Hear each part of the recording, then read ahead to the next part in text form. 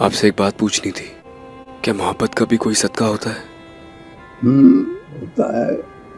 महबूब की चौखट को इतनी मजबूती से पकड़ लो कि कोई तुम्हें मुतज़ल्ज़ल न कर सके। नियत की सच्चाई और मोहब्बत में खुलूस ही मोहब्बत का सदका है।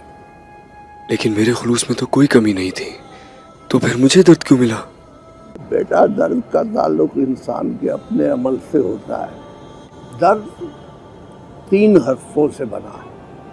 पहला दाल हटा दो तो रद बनता है, और आखिरी दाल हटा दो तो दर बन जाता है। दर। इंसान महबूब का दर छोड़ दे तो महबूब की बारगाह में रद कर दिया जाता है। तलाक दे दी है मैंने। That's great. ये ना कहिए शहबाज साहब, मुझे लगेगा कि ग्रेट एक फुसफुसा सा लफ्ज है जो हम कहीं भी बोल देते हैं।